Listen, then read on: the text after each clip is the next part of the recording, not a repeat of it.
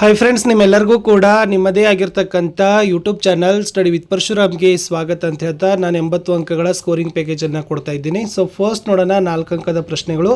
So totally 16 ಅಂಕಗಳನ್ನು ಗಳಿಸ್ತೀರಿ. ಇಲ್ಲಿ ಒಟ್ಟೆ ನೀವು 6 ಪಾಠಗಳನ್ನು ಓದ್ಕೊಂಡು ಹೋಗಬೇಕು. ಮೈಸೂರಿನ ಒಡೆಯರು, ಕರ್ನಾಟಕದಲ್ಲಿ ಬ್ರಿಟಿಷ್ ಆಳ್ವಿಕೆಗೆ ಪ್ರತಿರೋಧ, ಸಾಮಾಜಿಕ ಮತ್ತು ಧಾರ್ಮಿಕ ಸುಧಾರಣಾ ಚಳವಳಿ, ಸ್ವಾತಂತ್ರ್ಯ ಹೋರಾಟ, ಭಾರತದ ಸವಾಲು ಮತ್ತು ಪರಿಹಾರೋಪಾಯ, ಭಾರತದ ಮಣ್ಣು, ಭಾರತದ ಪ್ರಮುಖ ಕೈಗಾರಿಕೆಗಳು. ಈ 6 ಪಾಠದಿಂದಲೇ ನಿಮಗೆ 4 ಪ್ರಶ್ನೆಗಳು ಬರ್ತವೆ. ಟೋಟಲಿ 16 ಅಂಕಗಳಿದ್ದಾವೆ. ಸೊ ಇದೇ ಥರ ಕಂಪ್ಲೀಟಾಗಿ ನೋಡ್ಕೊಂಡು ಹೋಗಿ, ಗ್ಯಾರಂಟಿಯಾಗಿ 16 ಅಂಕಗಳು ನಿಮಗೆ ಬಂದೇ ಬರ್ತವೆ. So first most expected question ಬಂದರೂ ಕೂಡ ಬರ್ತದೆ. ನಲ್ವಡಿ ಕೃಷ್ಣರಾಜ ಒಡೆಯರ ಸಾಧನೆಗಳು. ಫಸ್ಟ್ ಒನ್, ಗ್ರಾಮೀಣ ಶಾಲೆಗಳಲ್ಲಿ ಶಿಕ್ಷಣ ಶುಲ್ಕ ರದ್ದು, ಪ್ರಾಥಮಿಕ ಶಿಕ್ಷಣಕ್ಕೆ ಹೆಚ್ಚಿನ ಆದ್ಯತೆ ಕೊಡ್ತಾರೆ, ಹೆಣ್ಣು ಮಕ್ಕಳ ವಿದ್ಯಾಭ್ಯಾಸದ ಏಳಿಗೆಗೆ ನೆರವು, ಮೈಸೂರು ವಿಶ್ವವಿದ್ಯಾಲಯದ ಸ್ಥಾಪನೆ, ವಿದೇಶದಲ್ಲಿ ವಿದ್ಯಾಭ್ಯಾಸಕ್ಕೆ ಹೋಗುವವರಿಗೆ ವಿದ್ಯಾರ್ಥಿ ವೇತನ ಕೊಡ್ತಾರೆ, ಬೆಂಗಳೂರಿನಲ್ಲಿ ಭಾರತೀಯ ವಿಜ್ಞಾನ ಸಂಸ್ಥೆಯ ಸ್ಥಾಪನೆ ಮಾಡ್ತಾರೆ, ಕಾವೇರಿ ನದಿಗೆ ಅಣೆಕಟ್ಟು ನಿರ್ಮಾಣ, ಹೊಸ ರೈಲು ಮಾರ್ಗ ನಿರ್ಮಾಣ, ಸಣ್ಣ ಮತ್ತು ದೊಡ್ಡ ಪ್ರಮಾಣದ ಕೈಗಾರಿಕೆಗಳ ಸ್ಥಾಪನೆ, ಭದ್ರಾವತಿ ಕಬ್ಬಿಣ ಮತ್ತು ಉಕ್ಕಿನ ಕಾರ್ಖಾನೆ, ಸಿಮೆಂಟ್ ಕಾರ್ಖಾನೆ, ಕಾಗದದ ಕಾರ್ಖಾನೆ, ಬೆಳಗೊಳದಲ್ಲಿ ರಾಸಾಯನಿಕ ಗೊಬ್ಬರ ಕಾರ್ಖಾನೆ, ಮಂಡ್ಯದಲ್ಲಿ ಸಕ್ಕರೆ ಕಾರ್ಖಾನೆ, ಬೆಂಗಳೂರಿನಲ್ಲಿ ಸಾಬೂನು ಕಾರ್ಖಾನೆ, ನ್ಯಾಯ ವಿಧಾಯಕ ಸಭೆಯ ರಚನೆ. ಮುಂದಿನ ಮೋಸ್ಟ್ ಇಂಪಾರ್ಟೆಂಟ್, ಭ್ರಷ್ಟಾಚಾರ ನಿಯಂತ್ರಣಕ್ಕಾಗಿ ಸರ್ಕಾರ ಕೈಗೊಂಡಿರೋ ಕ್ರಮಗಳು. ಲೋಕಪಾಲ್ ಸಂಸ್ಥೆ ಸ್ಥಾಪನೆ, ಲೋಕಾಯುಕ್ತ ಸಂಸ್ಥೆ ಸ್ಥಾಪನೆ, ಲೋಕಪಾಲ್ ಮತ್ತು ಲೋಕಾಯುಕ್ತ ಸಂಸ್ಥೆಗಳ ಬಲಪಡನೆ, ಕೇಂದ್ರೀಯ ಜಾಗೃತಿ ಆಯೋಗದ ರಚನೆ ಮಾಡ್ತಾರೆ, ಭ್ರಷ್ಟಾಚಾರ ತಡೆ ಕಾಯ್ದೆ 1988, ಮಾಹಿತಿ ಹಕ್ಕು ಕಾಯ್ದೆ 2005, ಸರ್ಕಾರಿ ಕಚೇರಿಗಳಲ್ಲಿ ಸಿಸಿ ಕ್ಯಾಮ್ರಾಗಳನ್ನು ಅಳವಡಿಸ್ತಾರೆ, ಕಡತಗಳ ವಿಲೇವಾರಿಗೆ ಇ ಆಫೀಸ್ ವ್ಯವಸ್ಥೆಯನ್ನು ಜಾರಿ ಮಾಡ್ತಾರೆ. ನೆಕ್ಸ್ಟ್, ಸಕಾಲ ಜನಸ್ಪಂದನ ಜನಸೇವಕ ಯೋಜನೆಗಳನ್ನು ಜಾರಿ ಮಾಡ್ತಾರೆ, ಸರ್ಕಾರಿ ಕಚೇರಿಗಳಲ್ಲಿ ದೂರು ಪೆಟ್ಟಿಗೆಗಳನ್ನು ಇಡ್ತಾರೆ ಅಂತಕ್ಕಂಥ ಬರೆದ್ರೆ ಸಾಕು. ನೆಕ್ಸ್ಟ್ ಮುಂದಿನ ಪ್ರಶ್ನೆ, ಭ್ರಷ್ಟಾಚಾರಕ್ಕೆ ಕಾರಣಗಳು. Very important. ಇಲ್ಲಿ ಜಾತೀಯತೆ ಬರ್ತದೆ, ಸೃಜನ ಪಕ್ಷಪಾತ, ಉತ್ತರದಾಯಿತ್ವದ ಕೊರತೆ, ಕಠಿಣ ಕಾನೂನಿನ ಕೊರತೆ, ಮಾನವನ ಸಹಜ ಸ್ವಾರ್ಥ, ಆಪತ್ತುಗಳ ನಿವಾರಣೆಯ ಲೆಕ್ಕಾಚಾರ, ಕಟ್ಟುನಿಟ್ಟಾದ ಮೇಲ್ವಿಚಾರಣೆ ಇಲ್ಲದಿರುವುದು, ಭ್ರಷ್ಟಾಚಾರ ನಿಗ್ರಹ ಸಂಸ್ಥೆಗಳ ಅಧ್ಯಕ್ಷತೆ. ಮುಂದಿನ ಇಂಪಾರ್ಟೆಂಟ್ ಪ್ರಶ್ನೆ, ಮಣ್ಣಿನ ಸವೆತಕ್ಕೆ ಕಾರಣ ಮತ್ತು ಪರಿಣಾಮ. ಇಲ್ಲಿ ಕಾರಣಗಳಂತ ಬಂದಾಗ ಅರಣ್ಯದ ನಾಶ ಬರ್ತದೆ, ಹೆಚ್ಚು ಮೇಯಿಸೋದು ಬರ್ತದೆ, ಅವೈಜ್ಞಾನಿಕ ಬೇಸಾಯದ ಪದ್ಧತಿ, ಅಧಿಕ ನೀರಾವರಿ ಬಳಕೆ, ಇಟ್ಟಿಗೆ ಹೆಂಚು ಮತ್ತು ಮಡಿಕೆ ತಯಾರಿಕೆ ಅನ್ನೋದನ್ನು ನೀವು ಬರಿಬೇಕು. ಇನ್ನು ಮಣ್ಣು ಸವೆತದ ಪರಿಣಾಮಗಳು ಅಂತ ಬಂದಾಗ ಏನು ಬರಿಬೇಕಂದ್ರೆ, ನದಿಗಳಲ್ಲಿ ಹೂಳು ತುಂಬಿ ಪ್ರವಾಹ, ನದಿಗಳ ಪಾತ್ರದ ಬದಲಾವಣೆ, ಜಲಾಶಯಗಳ ಸಂಗ್ರಹ ಸಾಮರ್ಥ್ಯವನ್ನು ಕಡಿಮೆಯಾಗೋದು, ಚಿಲುಮೆಗಳು ಬತ್ತಿ ಹೋಗೋದು, ಆಮೇಲೆ ಕೃಷಿ ಉತ್ಪಾದನೆ ಮೇಲೆ ಪರಿಣಾಮ ಅಂತಕ್ಕಂಥ ಪಾಯಿಂಟ್ಸ್ ಹಾಕಿ ಬರೆದ್ರೆ ಸಾಕು. ಇನ್ನು ಮಣ್ಣಿನ ಸವೆತ ತಡೆಗಟ್ಟುವ ವಿಧಾನಗಳು. ಇಲ್ಲಿ ಇಳಿಜಾರಿಗೆ ಅಡ್ಡಲಾಗಿ ಉಳುಮೆ ಮಾಡೋದು, ಅಡ್ಡ ಬದು ನಿರ್ಮಾಣ ಮಾಡೋದು, ಅರಣ್ಯ ನಾಶ ತಡೆಯೋದು, ಅರಣ್ಯದ ಬೆಳವಣಿಗೆಗೆ ಪ್ರೋತ್ಸಾಹ, ಅತಿಯಾಗಿ ಮೇಯಿಸುವಿಕೆ ನಿಯಂತ್ರಣ ಮಾಡೋದು, ನೀರಿನ ಯೋಜಿತ ಬಳಕೆ, ಚೆಕ್ ಡ್ಯಾಮ್ಗಳ ನಿರ್ಮಾಣ, ಆಮೇಲೆ ಹಂತ ಹಂತವಾಗಿ ವ್ಯವಸಾಯ ಕ್ಷೇತ್ರದ ನಿರ್ಮಾಣವನ್ನು ಮಾಡೋದು. ಇನ್ನು ದಯಾನಂದ ಸರಸ್ವತಿ ಅವರ ಕೊಡುಗೆಗಳನ್ನು ಕೇಳ್ತಾರೆ. ಇಲ್ಲಿ ಆರ್ಯ ಸಮಾಜವನ್ನು ಸ್ಥಾಪಿಸ್ತಾರೆ, ದೇಶಾದ್ಯಂತ ಸಂಚರಿಸಿ ಉಪನ್ಯಾಸಗಳನ್ನು ಕೊಡ್ತಾರೆ. ಓಕೆ, ವೇದಗಳು ಸತ್ಯ ಮತ್ತು ಜ್ಞಾನದ ಮೂಲ ಅಂತ ಹೇಳ್ತಾರೆ, ವೇದಗಳಿಗೆ ಹಿಂದಿರುಗಲಿಕ್ಕೆ ಕರೆಗಳನ್ನು ಕೊಡ್ತಾರೆ, ವಿಗ್ರಹಾರಾಧನೆ ಜಾತಿ ಪದ್ಧತಿಗಳನ್ನು ಖಂಡನೆ ಮಾಡ್ತಾರೆ, ವಿಧವಾ ವಿವಾಹಕ್ಕೆ ಪ್ರೋತ್ಸಾಹ, ಶಾಲೆ ಕಾಲೇಜುಗಳ ಸ್ಥಾಪನೆ, ಸ್ವದೇಶಿ ವಸ್ತುಗಳ ಬಳಕೆಗೆ ಕರೆ, ಸತ್ಯಾರ್ಥ ಪ್ರಕಾಶ ಕೃತಿ ರಚನೆ, ಶುದ್ಧಿ ಚಳವಳಿ ಆರಂಭ, ಭಾರತೀಯರಿಗೆ ಭಾರತ ಅಂತ ಹೇಳ್ತಾರೆ. ಇನ್ನು ಕೈಗಾರಿಕೆಗಳ ಸ್ಥಾನೀಕರಣದ ಮೇಲೆ ಫಿಕ್ಸ್ ಆಗಿ ಬರ್ತಕ್ಕಂಥ ಪ್ರಶ್ನೆ. ಓಕೆ, ಅದು ಕೈಗಾರಿಕೆಗಳ ಸ್ಥಾನೀಕರಣದ ಅಂಶಗಳು ಅಂತ ಬರ್ಬೋದು, ಅಥವಾ ಗರಿಷ್ಠ ಪ್ರಮಾಣದ ಸಕ್ಕರೆ ಕೈಗಾರಿಕೆಗಳು ಗಂಗಾ ನದಿ ಮೈದಾನ ಪ್ರದೇಶದಲ್ಲೇ ಇದ್ದಾವೆ ಏಕೆ ಅಂತ ಈ ಥರದ ಪ್ರಶ್ನೆಗಳು ಕೂಡ ನಿಮ್ಗೆ ಏನು ಮಾಡ್ಬೋದು ಅಂದರೆ ಬರ್ತಾವೆ. ಅದಕ್ಕೆ ಬರೀತಕ್ಕಂಥ ಫಸ್ಟ್ ಏನಪ್ಪ ಅಂದರೆ ಕಚ್ಚಾ ವಸ್ತುಗಳು, ನೆಕ್ಸ್ಟ್ ಶಕ್ತಿ ಸಂಪನ್ಮೂಲ, ಆಮೇಲೆ ಮಾರುಕಟ್ಟೆ, ಸರ್ಕಾರದ ನೀತಿ, ಸಾರಿಗೆ ಸಂಚಾರ ಸೌಲಭ್ಯ, ತಾಂತ್ರಿಕತೆ, ಕಾರ್ಮಿಕರ ಪೂರೈಕೆ, ಬಂದರುಗಳ ಸೌಲಭ್ಯ, ಇವು ಗಂಗಾ ನದಿ ಮೈದಾನದಲ್ಲಿ ಲಭ್ಯವಿದ್ದಾವೆ ಅನ್ನೋದನ್ನು ಲಾಸ್ಟ್ ಅದನ್ನು ಕೇಳಿದ್ರೆ ಬರೀರಿ, ಇಲ್ಲಾದರೆ ಬೇಡ. ಇನ್ನು ಮಹಿಳಾ ಸ್ಥಾನಮಾನ ಸುಧಾರಣಾ ಕ್ರಮಗಳು ಅಂತಕ್ಕಂಥದ್ದು ಮೋಸ್ಟ್ ಇಂಪಾರ್ಟೆಂಟ್ ಆಗಿರ್ತಕ್ಕಂಥ ಪ್ರಶ್ನೆ.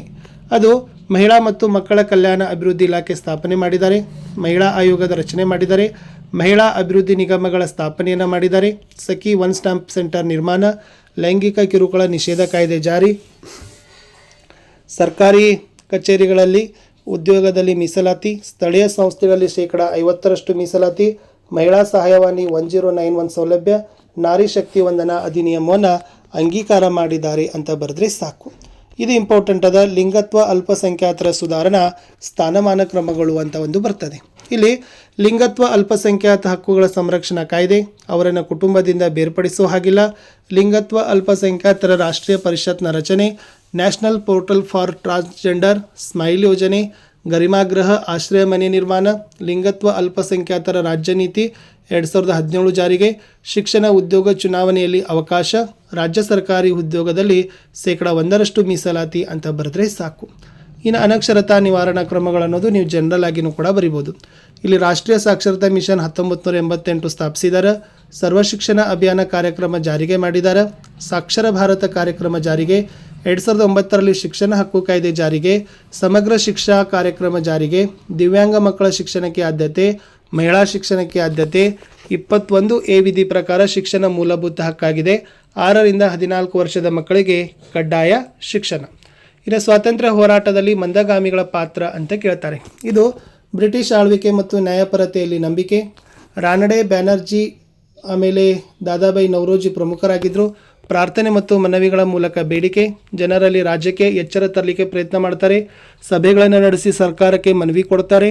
ದೇಶದ ಕೈಗಾರಿಕೆಗಳ ಅಭಿವೃದ್ಧಿಗೆ ಒತ್ತಾಯ, ಸೈನಿಕ ವೆಚ್ಚವನ್ನು ಕಡಿಮೆ ಮಾಡಿಸ್ತಾರೆ, ಉತ್ತಮ ಶಿಕ್ಷಣ ಕೊಡ್ತಾರೆ, ಬಡತನದ ಬಗ್ಗೆ ಅಧ್ಯಯನ ಮತ್ತು ಪರಿಹಾರ, ಸಂಪತ್ತಿನ ಸೋರಿಕೆಯ ಬಗ್ಗೆ ವಿವರಣೆ. ಇನ್ನು ತೀವ್ರಗಾಮಿಗಳ ಪಾತ್ರ ಅಥವಾ ತಿಲಕರ ಪಾತ್ರ ಅಂತ ಬರ್ತದೆ. ಇಲ್ಲಿ ತೀವ್ರವಾದ ನಿಲುವು ಪ್ರತಿಪಾದಿಸುವ ಬಣವಾಗಿದೆ. ಲಾಲ್ ಬಾಲ್ ಪಾಲ್ ಪ್ರಮುಖರಾಗಿದ್ದರು. ಬಂಗಾಳ ವಿಭಜನೆಯ ವಿರೋಧ, ಸ್ವದೇಶಿ ಆಂದೋಲನಕ್ಕೆ ಕರೆ, ಸ್ವದೇಶಿ ವಸ್ತು ಬಳಸಲು ಪ್ರೇರೇಪಣೆ, ದೇಶಾದ್ಯಂತ ಸ್ವದೇಶಿ ಚಳವಳಿ ಆರಂಭ, ವಿದೇಶಿ ವಸ್ತು ಬಹಿಷ್ಕಾರ, ಹೋರಾಟಕ್ಕೆ ಜನಸಾಮಾನ್ಯರ ಸಂಘಟನೆ, ಧಾರ್ಮಿಕ ಉತ್ಸವಗಳ ಮೂಲಕ ಜನರ ಪ್ರೇರಣೆ, ಪತ್ರಿಕೆಗಳ ಮೂಲಕ ಜನರನ್ನು ಪ್ರೇರೇಪಿಸ್ತಾರೆ. ಇನ್ನು ಸುಭಾಷ್ ಚಂದ್ರ ಬೋಸ್ರವರ ಪಾತ್ರನೂ ಕೂಡ ನಿಮಗೆ ಕೇಳಬಹುದು. ಇವರು ನೇತಾಜಿ ಅಂತಾನೆ ಜನಪ್ರಿಯರಾಗಿದ್ದಾರೆ. ಪ್ರತಿಷ್ಠಿತ ಹುದ್ದೆ ತ್ಯಜಿಸಿ ಚಳವಳಿಯಲ್ಲಿ ಭಾಗಿ, ಹರಿಪುರ ಕಾಂಗ್ರೆಸ್ ಅಧಿವೇಶನದ ಅಧ್ಯಕ್ಷತೆ, ಫಾರ್ವರ್ಡ್ ಬ್ಲಾಕ್ ಪಕ್ಷವನ್ನು ಕಟ್ತಾರೆ, ಹಿಟ್ಲರ್ ಸಹಾಯವನ್ನು ಪಡಿತಾರೆ, INA ಸೈನ್ಯದ ಮುಖಂಡತ್ವವನ್ನು ವಹಿಸ್ತಾರೆ, ದೆಹಲಿ ಚಲೋಗೆ ಕರೆ, ನನಗೆ ರಕ್ತ ಕೊಡಿ ನಾನು ನಿಮಗೆ ಸ್ವಾತಂತ್ರ್ಯ ಕೊಡ್ತೀನಿ ಅಂತ ಹೇಳ್ತಾರೆ. ವಿಮಾನ ಅಪಘಾತದಲ್ಲಿ ನಿಧನವನ್ನು ರಾಗ್ತಾರೆ. ಇನ್ನು ಭಾರತದ ಸಾಮಾಜಿಕ ಸುಧಾರಣೆಯಲ್ಲಿ ಡಾಕ್ಟರ್ BR ಅಂಬೇಡ್ಕರ್ ಅವರ ಪಾತ್ರ ಅಂತಲೂ ಕೂಡ ಕೇಳ್ತಾರೆ. ಅವರು ಸಾಮಾಜಿಕ ಸ್ವಾತಂತ್ರ್ಯವಿಲ್ಲದ ರಾಜಕೀಯ ಸ್ವಾತಂತ್ರ್ಯ ಅರ್ಥಹೀನ ಅಂತ ಹೇಳಿದರು. ಓಕೆ, ಭಾರತದ ಭಾವನಾತ್ಮಕ ಮುಖದ ಪರಿಚಯ ಮಾಡಿದರು. ಜಾತಿ ವ್ಯವಸ್ಥೆಯ ಅಧ್ಯಯನ, ಜಾತಿ ವ್ಯವಸ್ಥೆಯ ವಿನಾಶಕ್ಕೆ ಹೋರಾಟ ರೂಪಿಸ್ತಾರೆ. ದೇಶದ ಮೊದಲ ಕಾನೂನು ಮಂತ್ರಿ, ಮಹಾಡ್ಕೆರೆ ಮತ್ತು ಕಾಲಾರಾಮ್ ಚಳವಳಿ ರೂಪಿಸ್ತಾರೆ. 3 ದುಂಡು ಮೇಜಿನ ಪರಿಷತ್ಗಳಲ್ಲಿ ಭಾಗವಹಿಸಿ ಅಮೂಲ್ಯ ಸಲಹೆ ಕೊಡ್ತಾರೆ. ಅಸ್ಪೃಶ್ಯರ ರಕ್ಷಣೆಗಾಗಿ ಪ್ರತ್ಯೇಕ ಮತಕ್ಷೇತ್ರಗಳ ಬೇಡಿಕೆ, ಬಹಿಷ್ಕೃತ ಹಿತಕಾರಿಣಿ ಸಭಾ ಸಂಘಟನೆ, ಕೃಷಿ ಕಾರ್ಮಿಕರ ಏಳಿಗೆಗೆ ದುಡಿತಾರೆ. ಪ್ರಬುದ್ಧ ಭಾರತ, ಜನತಾ, ಮೂಕ ನಾಯಕ ಪತ್ರಿಕೆಗಳನ್ನು ಹೊರಡಿಸ್ತಾರೆ. ಸಂವಿಧಾನದ ಕರಡು ಸಮಿತಿಯ ಅಧ್ಯಕ್ಷರು, ಭಾರತದ ಮೊದಲ ಕಾನೂನು ಮಂತ್ರಿ, ಸಂವಿಧಾನದಲ್ಲಿ ಅಸ್ಪೃಶ್ಯತೆ ಆಚರಣೆ ವಿರುದ್ಧ ಕಾನೂನಿನ ರಕ್ಷಣೆಯನ್ನು ಒದಗಿಸ್ತಾರೆ. ದೇಶೀಯ ಬೇರುಗಳ ಕಡೆಗೆ ಒಲವು, ಭಾರತ ರತ್ನ ಪ್ರಶಸ್ತಿಯನ್ನು ಪಡಿತಾರೆ. ಇನ್ನು ದೋಂಡ್ಯಾ ವಾಗ್ನ ಬಂಡಾಯದ ಮೇಲೆ ಪ್ರಶ್ನೆಯೂ ಕೂಡ ಬರ್ತದೆ. ಶೌರ್ಯ ಪರಾಕ್ರಮಗಳಿಂದ ವಾಗ್ ಅಂತಾನೆ ಜನಪ್ರಿಯರಾಗಿದ್ದರು. ವಾಗ್ ಎಂದರೆ ಮರಾಠಿ ಭಾಷೆಯಲ್ಲಿ ಹುಲಿ ಎಂದರ್ಥ. ಖಾಸಗಿ ಸೈನ್ಯವನ್ನು ಸಜ್ಜುಗೊಳಿಸ್ತಾರೆ. ಶಿವಮೊಗ್ಗ ಬಿದನೂರು ಕೋಟೆಯನ್ನು ವಶಪಡಿಸಿಕೊಳ್ತಾರೆ. ಚಿತ್ರದುರ್ಗ ಕೋಟೆಯನ್ನು ಪಡೀಲಿಕ್ಕೆ ಪ್ರಯತ್ನವನ್ನು ಮಾಡ್ತಾರೆ. ಮಾಹೆಯಲ್ಲಿದ್ದ ಫ್ರೆಂಚರ ಸಹಾಯ ಪಡಿತಾರೆ. ಶಿಕಾರಿಪುರ ಕೋಟೆ ಕೈವಶವಾಗ್ತದೆ. ಬ್ರಿಟಿಷರಿಗೆ ತಲೆನೋವಾದ ದೋಂಡ್ಯಾ ವಾಗ್ನ ಅಂತ್ಯ ಹಾಡಲು ವೆಲ್ಲೆಸ್ಲಿ ನಿರ್ಧಾರವಾಗ್ತಾನೆ.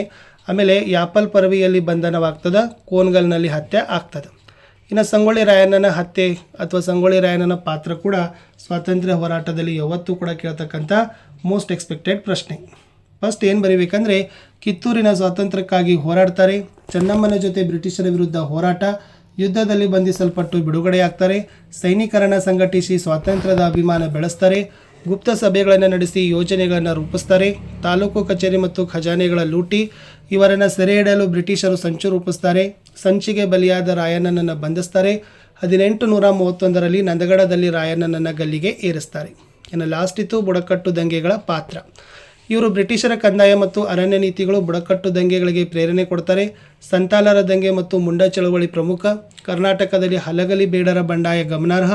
ಖಾಯಂ ಜಮೀನ್ದಾರಿ ಪದ್ಧತಿಯಿಂದ ಈ ಬುಡಕಟ್ಟು ಜನರು ನಿರ್ಗತಿಕರಾದರು. ಸಂತಾಲರು ಬಂಗಾಲ ಮತ್ತು ಒಡಿಸ್ಸಾದ ಗುಡ್ಡುಗಾಡು ಪ್ರದೇಶಗಳಲ್ಲಿದ್ದರು. ಸಂತಾಲರು ರಹಸ್ಯ ಸಭೆ ನಡೆಸ್ತಾರೆ.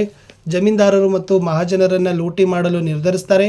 ದಂಗೆಯು ಬಾರಹತ್, ಭಾಗತ್ಪುರ್ ಮತ್ತು ರಾಜ್ಮಹಲ್ಗಳಲ್ಲಿ ತೀವ್ರವಾಗ್ತದೆ. ಜಮೀನ್ದಾರರು ಮತ್ತು ಲೇವಾದೇವಿಗಾರರು ಪಲಾಯನ. ಸಂತಾಲರ ದಂಗೆಯನ್ನು ಹತ್ತಿಕ್ಕಲು ಬ್ರಿಟಿಷರ ಸೈನ್ಯ ಬಳಕೆ. ಸಂತಾಲರ ದಂಗೆ ಮುಂದಿನ ಅನೇಕ ಹೋರಾಟಗಳಿಗೆ ಪ್ರೇರಣೆ. ಇನ್ನು ಕಪ್ಪು ಮಣ್ಣು ಮತ್ತು ಜಂಬಿಟ್ಟಿಗೆ ಮಣ್ಣಿನ ವ್ಯತ್ಯಾಸ. ಕಪ್ಪು ಮಣ್ಣು ಡೆಕ್ಕನ್ ಟ್ರಾಪ್ನಲ್ಲಿ ಹೆಚ್ಚಾಗಿ ಹರಡಿದೆ. ಮಹಾರಾಷ್ಟ್ರ ಮತ್ತು ಮಧ್ಯಪ್ರದೇಶ, ಗುಜರಾತ್, ಪಶ್ಚಿಮ ಆಂಧ್ರ, ಉತ್ತರ ಕರ್ನಾಟಕಗಳಲ್ಲಿ ಹಾಗೆ ಜಂಬಿಟ್ಟಿಗೆದು ಕೂಡ ಸ್ವಲ್ಪ ನೋಡ್ಕೊಡ್ರಿ. ಇದು ಕೂಡ ನಿಮಗೆ ಬರ್ತಕ್ಕಂಥ ಮೋಸ್ಟ್ ಇಂಪಾರ್ಟೆಂಟ್ 8 ಪಾಯಿಂಟ್ಸ್ಗಳನ್ನು ನೀವು ಬರೀಬೇಕು. ಆಮೇಲೆ ಸ್ವಾಮಿ ವಿವೇಕಾನಂದರ ಒಂದು ಕೊಡುಗೆಗಳನ್ನು ಕೇಳ್ತಾರೆ. ಇವರು ಭಾರತೀಯರನ್ನು ಎಚ್ಚರಗೊಳಿಸಿದ ಕ್ರಾಂತಿಕಾರಿ ಸನ್ಯಾಸಿ. ಜೀವನ ಪ್ರೀತಿಯಲ್ಲಿರುವ ಮಹತ್ವವನ್ನು ತೆರೆದಿಡ್ತಾರೆ. ವ್ಯಕ್ತಿಗಳ ಇರುವಿಕೆಗೆ ಮಹತ್ವ, ಮೋಕ್ಷಕ್ಕಾಗಿ ಸಮಾಜ ಸೇವೆ ಮುಖ್ಯ ಅಂತ ಹೇಳ್ತಾರೆ. ರಾಮಕೃಷ್ಣ ಮಿಷನ್ ಸ್ಥಾಪನೆ, ಗಾಂಧೀಜಿ ಸೇರಿದಂತೆ ಹಲವಾರು ರಾಷ್ಟ್ರೀಯ ನಾಯಕರಿಗೆ ಪ್ರೇರಕ ಶಕ್ತಿ. ಜಾತಿ ವ್ಯವಸ್ಥೆ ಮತ್ತು ಅದರ ಶೋಷಣೆ ವಿರುದ್ಧ ಹೋರಾಟ, ಭಾರತದ ಸಮಾಜಕ್ಕೆ ಶೋಷಣೆ ಮುಕ್ತ ರೂಪ ನೀಡಲು ಪ್ರಯತ್ನ, ಜನರನ್ನು ವಿದ್ಯಾವಂತರನ್ನಾಗಿ ಮಾಡ್ತಾರೆ. ಪಾಶ್ಚಿಮಾತ್ಯರ ಅಂಧಾನುಕರಣೆಯನ್ನು ಬಿಡಬೇಕಂತ ಹೇಳ್ತಾರೆ. ಸಮಾಜ ಸುಧಾರಣಾ ಕಾನೂನು ಜಾರಿಗೆ ಬೇಡಿಕೆ. ಚಿಕಾಗೋ ವಿಶ್ವ ಧರ್ಮ ಸಮ್ಮೇಳನದಲ್ಲಿ ಭಾರತದ ಹಿರಿಮೆಯ ಪರಿಚಯ. ರಾಷ್ಟ್ರ ಮತ್ತು ಧರ್ಮ ಒಂದೇ ನಾಣ್ಯದ ಎರಡು ಮುಖಗಳು, ಯುವಕರಿಗೆ ಪ್ರೇರಕ ಶಕ್ತಿ. ಇನ್ನು ಸತ್ಯಶೋಧಕ ಸಮಾಜದ ಸುಧಾರಣೆಗಳು ಕೂಡ ಕೇಳ್ತಾರೆ. ಪಾನ ನಿಷೇಧ, ಒತ್ತಾಯ, ಸ್ತ್ರೀ ಪುರುಷರ ಅಸಮಾನತೆ, ಮಾನವ ಹಕ್ಕುಗಳ ನಿರಾಕರಣೆ, ಶೋಷಣೆಗಳ ವಿರುದ್ಧ, ಅಸ್ಪೃಶ್ಯತಾ ಆಚರಣೆ ವಿರೋಧ, ಸಾಮಾಜಿಕ ನ್ಯಾಯಕ್ಕಾಗಿ ಚಳುವಳಿ, ವಿದ್ಯಾರ್ಥಿನಿಯರ ಶಿಕ್ಷಣಕ್ಕಾಗಿ ಶಾಲೆ ತೆರೀತಾರೆ, ಗುಲಾಮಗಿರಿ ಖಂಡನೆ, ಉಚಿತ ಮತ್ತು ಕಡ್ಡಾಯ ಶಿಕ್ಷಣ ಪ್ರತಿಪಾದನೆ, ರೈತಪರ ಹೋರಾಟಗಳನ್ನು ನಡೆಸ್ತಾರೆ. ಇದು ಎನಿ ಬೆಸೆಂಟ್ ಅವರ ಸುಧಾರಣಾ ಕ್ರಮಗಳಿತ್ತು. ಅವ್ರದ್ದು ಕೂಡ ಒಂದು 8 ಪಾಯಿಂಟ್ಸ್ಗಳನ್ನು ನೀಟಾಗಿ ಬರೀರಿ. ಸೊ ಇಷ್ಟು ಏನಾಗಿತ್ತಪ್ಪ ಅಂದರೆ ನಿಮಗೆ 4 ಅಂಕಕ್ಕೆ ಬರ್ತಕ್ಕಂಥ ಪ್ರಶ್ನೆಗಳಿತ್ತು.